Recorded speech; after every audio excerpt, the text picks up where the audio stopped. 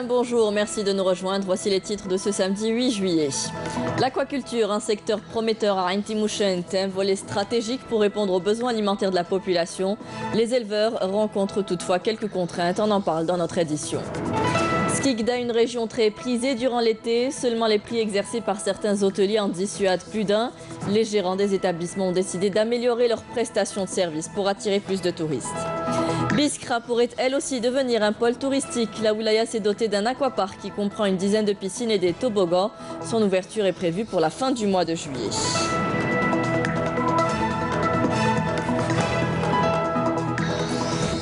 La commune de Tamzoura de Ain Timouchent enregistre une dynamique dans le domaine de l'investissement dans l'aquaculture à la faveur des mesures d'encouragement initiées par les pouvoirs publics. Toutefois, les éleveurs de poissons continuent de faire face à certaines contraintes, comme l'indisponibilité de la farine de poisson actuellement interdite d'importation. Amel Bouarba. Tamzoura, l'une des communes de Ain Timouchent, marquée par un regain d'investissement, avec une zone industrielle très convoitée par les investisseurs. Ici, des dizaines d'hectares ont été attribués par l'État pour la construction d'usines et de fermes aquacoles. Sur les 27 projets inscrits, 9 ont d'ores et déjà démarré la production de poissons. Environ 27 projets ont été étudiés par la commission de wilaya et ont reçu les décisions de concession. La wilaya de Ain Timouchent mise sur un partenariat algéro-danois qui figure parmi les plus fructueux dans l'aquaculture pour développer la production halieutique. L'Algérie s'est beaucoup développée dans le domaine de l'élevage de poissons, ce qui stimule la croissance économique. Il est important aussi de penser à trouver des marchés extérieurs. La production locale de poissons atteint 30 000 tonnes par an, des quantités que les investisseurs comptent bien augmenter grâce à davantage de mesures de facilitation de la part des pouvoirs publics. Nous avons un problème lié à un manque de farine de poisson qui est actuellement interdite d'importation.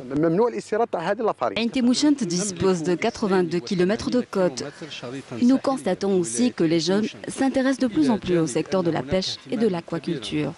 L'aquaculture reste un domaine qui attire de nombreux investisseurs. Actuellement, 8 ont bénéficié de mesures de soutien pour lancer leurs projets, de quoi permettre assurément de booster ce secteur qui représente une véritable richesse pour Ain Timouchent. Pour ceux qui prévoient de camper cet été, une tente est nécessaire. À Gherdaya, une unité de production à El Grara s'est spécialisée dans la fabrication de ce produit. Son plus, elle veille à offrir une tente de qualité avec des produits de premier choix. L'entreprise exporte même en Afrique. Bedi Amani. Alliant modernité et tradition, ces tentes fabriquées localement à Gherdaya répondent aux normes de qualité requises en la matière. La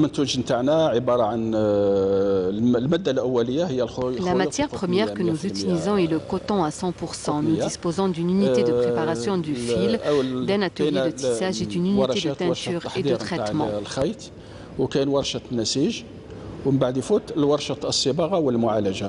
Des techniques modernes et un matériel sophistiqué permettent à cette entreprise de fabriquer un produit de qualité. C'est un appareil dynamomètre qui la résistance du fil. Le fil a certains paramètres. On doit le contrôler. On contrôle avant l'achat et on contrôle au moment de l'achat. C'est-à-dire qu'il y a un conteneur, on fait un prélèvement, ou qu'il y a une certaine caractéristique qu'on doit déterminer. Le but c'est la qualité. Une fois le tissu est teinté, il est acheminé vers l'unité de couture.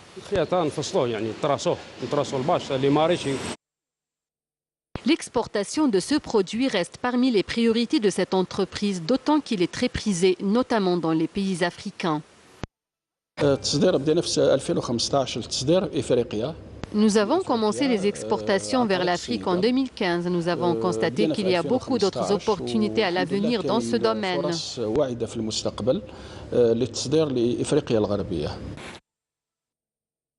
Leader dans le domaine de fabrication des tentes, cette entreprise a réussi à booster l'économie locale et à créer de nombreux postes d'emploi. Passer ses vacances en Algérie, pas toujours facile quand on voit les prix pratiqués par certains hôtels.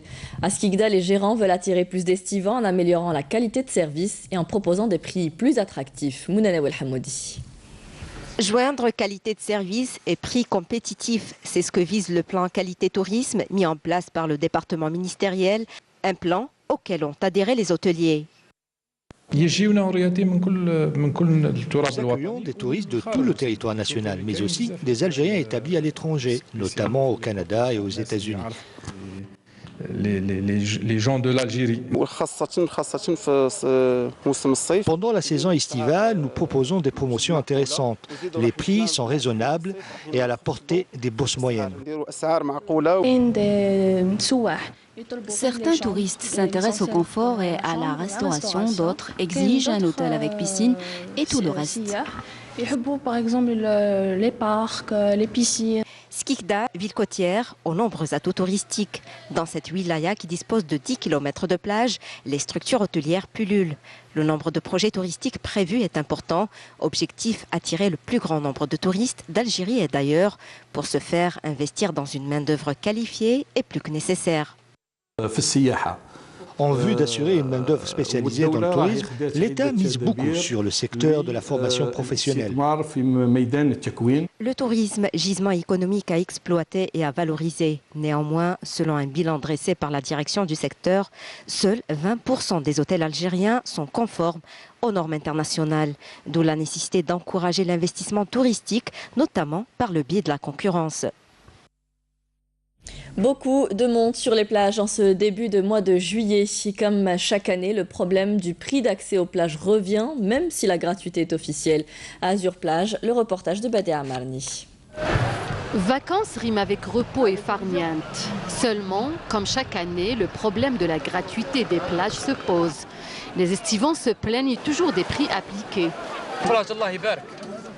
L'endroit est magnifique, mais le prix n'est pas raisonnable. 1000 dinars, nous sommes venus de loin, ce n'est pas juste. Nous sommes venus à la plage avec l'idée de trouver des parasols gratuits de la commune. Finalement, la location coûte entre 1000 et 1500 dinars. Tout se passe bien et nous avons loué le parasol à 600 dinars l'unité. Du côté des plagistes, aucun estivant n'est obligé de payer, même si beaucoup de familles préfèrent le faire pour être tranquilles. Celui qui possède ou non un parasol peut s'installer. Nous lui disons bienvenue, la plage est la sienne. Je peux donner gratuitement un parasol. De là à dire, nous ne laissons pas les gens planter leur parasol, ce n'est pas vrai. Parfois, des jeunes seuls veulent planter leur parasol devant les familles. Ils nous disent la plage est gratuite. Oui, je le sais, mais il ne faut pas déranger non plus les familles. Aucun problème, les familles payent car elles se sentent en sécurité. Moi, je travaillais avant à Palm Beach et les familles m'ont suivi jusqu'ici. Les citoyens peuvent s'installer comme ils veulent. On peut même leur planter leur parasol. À peine une semaine de l'ouverture de la saison estivale et les plages connaissent déjà une bonne affluence. Le cadre est là, reste à concilier estivants et prestataires. Biskra, futur pôle touristique grâce à d'ambitieux projets. La ville a été dotée d'un aquapark géant qui boostera le tourisme local. Son ouverture est très attendue. Il est prévu pour la fin du mois. Le jardin des Ibans comprend une trentaine de toboggans et une dizaine de piscines. Inès Badra, Naïma Chkchek. Une oasis, toute eau et verdure, surgit des Ibans. Nous sommes à Biskra dans le nouvel aquapark, un lieu bienvenu pour des habitants d'une région fameuse pour ses très hautes chaleurs l'été. Pas moins de 10 bassins d'eau et de piscines, en plus de multiples jeux de glissade et d'autres, constituent l'infrastructure de ce petit lieu de paradis qui se déploie sur 11 hectares de terre.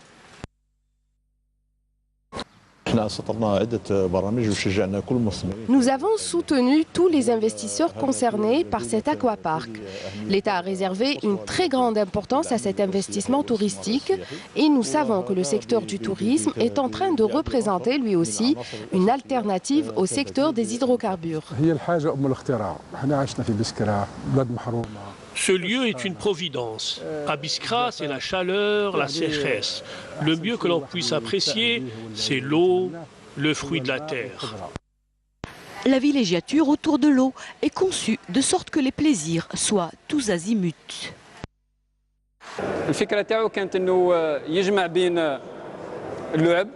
L'idée de ce parc était de créer le lien entre les jeux, la nature. Le parc est construit à partir d'une oasis déjà existante. Et aussi la culture, étant donné que nous avons recréé ici quelques jardins du monde, le jardin chinois, le jardin japonais et le jardin mexicain à titre d'exemple. Bien sûr, en plus du type de nos jardins sahariens.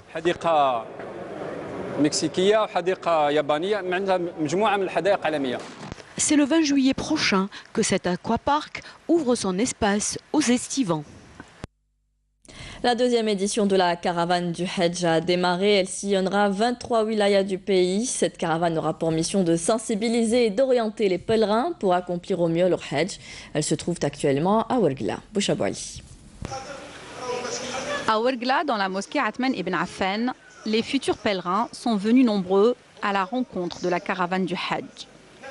Ils ont suivi avec beaucoup d'attention les explications des représentants du ministère des Affaires religieuses et des Waqf. La caravane du Hajj a pour mission d'orienter les pèlerins pour accomplir au mieux leur Hajj à travers une conférence encadrée par les différents cadres de l'Office national du Hajj et de la Umrah. Des représentants du ministère de la Santé et de la Population, des représentants du ministère de l'Intérieur et des collectivités locales, ainsi que la Direction générale de la protection civile. On leur enseigne comment accomplir ce pilier de l'islam pour qu'ils soient les meilleurs ambassadeurs de l'Algérie à la Mecque. La caravane dont la mission est d'encadrer et de former les futurs pèlerins à privilégier les cours pratiques à la théorie en reproduisant un modèle réduit de la Kaaba. Les futurs Hajjis qui ont ainsi pu voir concrètement comment accomplir les rites du Hajj apprécient la méthode d'enseignement.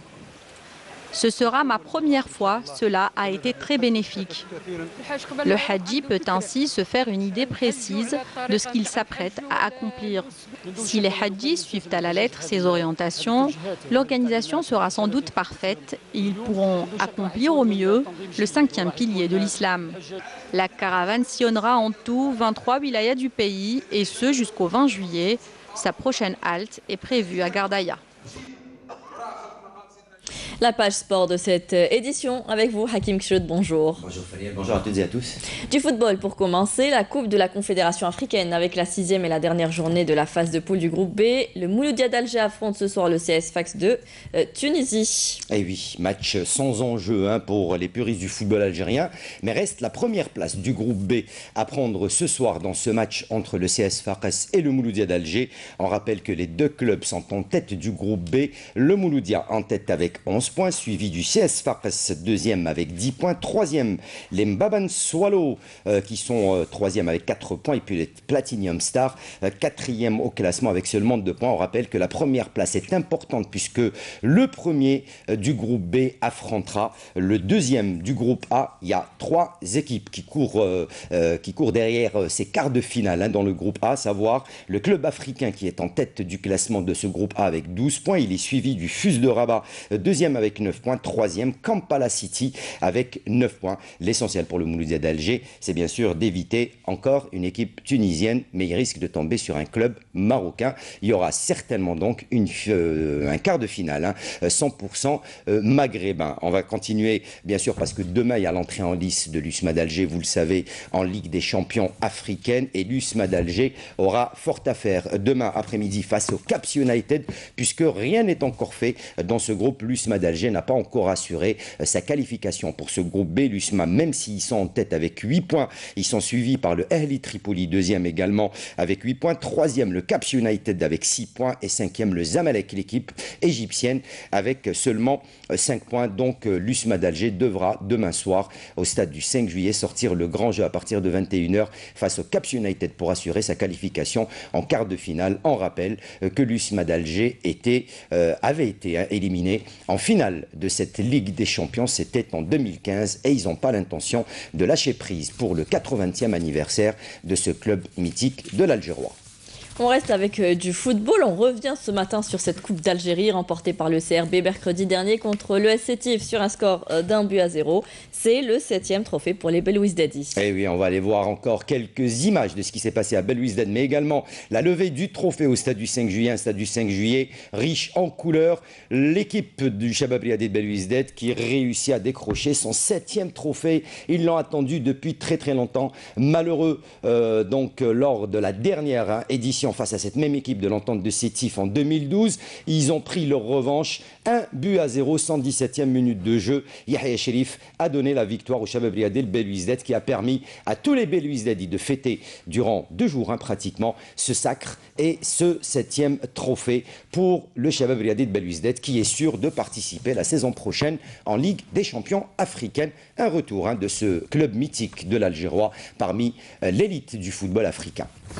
Coupe d'Algérie toujours, cette fois-ci en basketball, qui a vu le sacre du GSP et Hussein Desmarines chez les seniors garçons et filles. Eh bien, c'était donc ce jeudi et ce vendredi qu'on avait disputé donc les finales de la Coupe d'Algérie de basketball de la saison. Je vous donne les résultats complets des finalistes avec bien sûr chez les juniors garçons, le CRB d'Arbaïda a été battu par le Nasr Hussein Dey qui décroche le trophée 71-75. C'est les seniors dames, vous l'avez dit, Hussein Desmarines qui s'impose 76-50 face au GF Kouba. Chez les seniors messieurs, c'est le groupement sportif des pétroliers qui l'emporte face à l'US Sétif 62-52. Chez les minimes filles, Bash Jarrah a été battu par Kouba 73-31. Chez les minimes garçons, le NRB Borj Bouarerej s'est emparé du trophée devant le NB Stawali 44-32. En cadet, le groupement sportif des pétroliers s'impose 46-15. Chez les cadets garçons, le MT Sétif a battu le CSB Hamra Al-Ain 71-51. Et puis enfin, chez les juniors filles, le groupement sportif des pétroliers a été battu par Kouba sur le score de 51-42. Et on termine avec les sports de combat et ce rendez-vous de ce samedi avec les finales du championnat d'Algérie qu'abrite la salle des Eucalyptus. Et oui, on sait d'ores et déjà que les équipes du groupement sportif des pétroliers, de l'AS et de la Sûreté nationale qui se sont qualifiées pour les finales en kata par équipe, messieurs et dames, à l'issue de la première journée du championnat d'Algérie de karaté-do disputée hier vendredi à la salle des Eucalyptus. Cette première journée de compétition a également vu le déroulement des éliminatoires en comité féminin dans la catégorie des moins 68 kg. Lamia Matoub du groupement sportif des pétroliers affrontera Shaïma Madi de Bertouta alors que leurs coéquipières Essia Djedou et Iman Atif animeront la finale des plus de 68 kg. La deuxième journée sera prévue ce samedi après-midi et verra le déroulement des éliminatoires bien sûr et les finales seront cet après-midi à partir de 15h et ils seront à suivre en direct sur Canal Algérie cet après-midi. Merci Hakim et on félicitera également notre championne d'Afrique au tir sportif Sadia Zegen ou plus connue sous le